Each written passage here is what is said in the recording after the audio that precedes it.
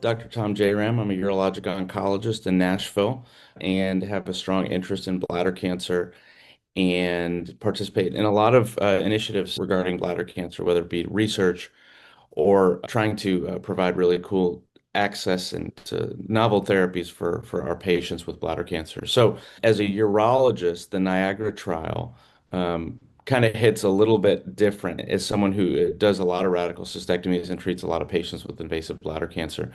The Niagara trial studied the use of durvalumab with gemcitabine and cisplatin, so your standard chemotherapy backbone that we've been using for neoadjuvant therapy in cisplatin eligible patients.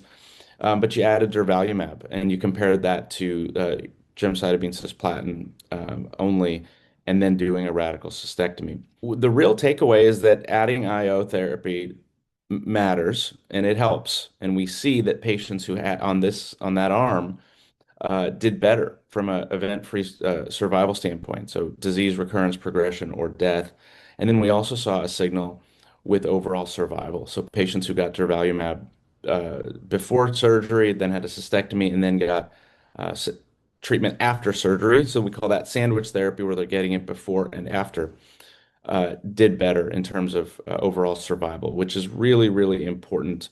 That's not an easy endpoint to hit, especially in a reasonably short term follow-up. So to me, as a urologist, it brings up a couple points. Number one, we do not do a great job of really maximizing our outcomes in muscle invasive disease, especially in the community, as I feel like we undertreat muscle invasive disease, either with an upfront cystectomy and not giving patients access or the opportunity to get appropriate systemic therapy beforehand. That has improved over the years.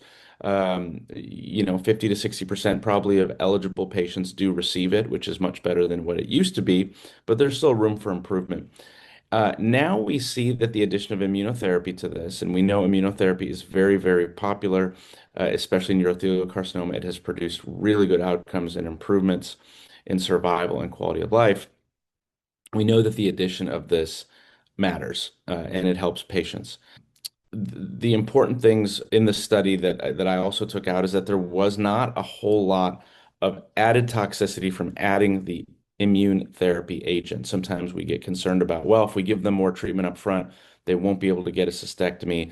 They will have a harder time dealing with the cystectomy. And we really didn't see that when they studied the complications and the adverse events. So that's reassuring. And I think, again, that means that patients should get this treatment if they have the opportunity. Another thing is that we tend to undertreat patients who maybe have a little bit of renal insufficiency. In this study, patients were included if their GFRs were down to 40. And so, again, I think challenging that notion that only patients with perfect kidney function or really good kidney function can receive a regimen such as this. So I think that as a urologist, the story continues to evolve. This is invasive bladder cancer is a dangerous disease, right? Even after we take someone's bladder out, there's a 50% chance of mortality within 5 years. We know that unfortunately this disease can be very aggressive and very bad. And so for patients that demonstrate this pathology, using a multidisciplinary approach is best. We know that, and now we're finding agents that are well tolerated and can really add to the benefit that we're providing with surgery.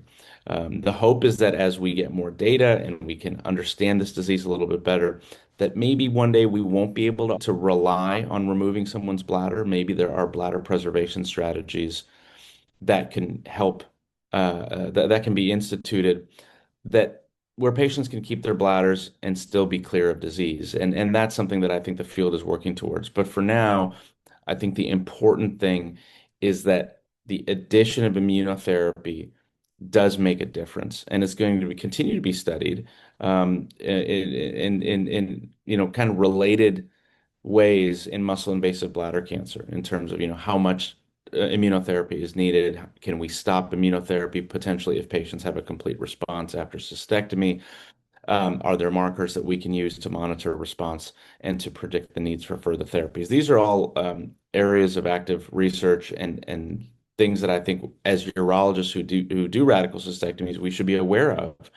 because again, surgery by itself, especially in muscle invasive disease, is not the optimal treatment, and I think leaves some room for improvement in terms of patient outcomes. So I think that's a really important message from the Niagara trial. Perioperative treatment matters. Perioperative treatment works, extends overall survival if you're utilizing an immunotherapy agent with chemotherapy. And we should, as urologists, we should all understand this data and help counsel our patients because, again, we see these patients first.